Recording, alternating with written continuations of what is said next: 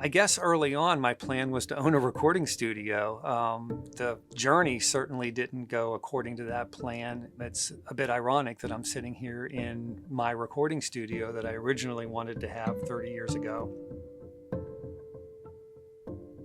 I wanted to be the rock star when I was in school. I had played in bands and wrote music and recorded music. Didn't choose to study music in college because I think I wasn't willing to take the risk. I probably was playing it safe and decided that music was going to be my hobby or my passion, but not my primary career. When I was finishing college, I was looking to join one of the big six accounting firms. I think at the time I found that was a career path that presented the most diverse set of opportunities for me. I also liked the large corporations that were clients that they were representing that also presented opportunities to travel, see the world, and have different industry experiences.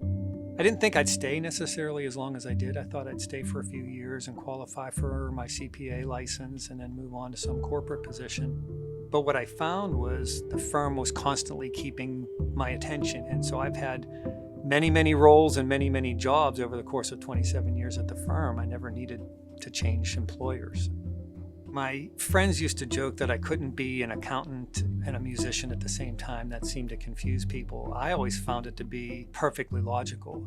To me, creativity and innovation are one and the same. It's the idea that you can envision something that's abstract, picture it in your mind, bring it to life. In the world of arts, we call that creativity, but in the world of business, we call that innovation. And it seemed always perfectly natural to me. As I was pursuing my career with PwC, it was becoming more and more apparent that both my children had a strong interest in music. And I think that was a lot of the motivation for wanting to start the studio. And unfortunately, my oldest son, Ryan, had passed in an automobile accident in September of 2017. And that was a defining moment for me. Ryan's passing definitely accelerated the way I thought about my future path. It crystallized a lot of things. It made me stop and reflect on what's most important in life. And while we were always on this path and I knew this journey was going to ultimately put me in a place where I was going to be in the studio, his passing accelerated my thinking around that. I wanted to be home more for Brett, my youngest, who was still in high school at the time. It was a point where we decided we needed to do something to honor his memory.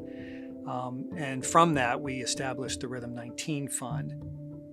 The fund is really designed to provide youth and students with opportunities in music and art, both through financial means, but also through volunteerism and using the facilities in the studio.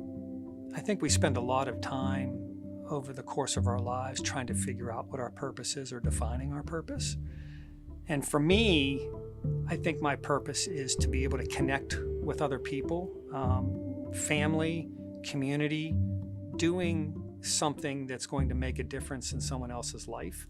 When I'm in the studio, I'm trying to do that with the artists, right? Trying to help them see a project through, help them bring their vision to life. When we're working with children through the Rhythm 19 Fund or bringing them into the studio, we're providing them with experiences and opportunities that have an impact on their life, that may give them an experience they otherwise wouldn't have. So to me, I think my purpose is to just try to make a difference in other people's lives.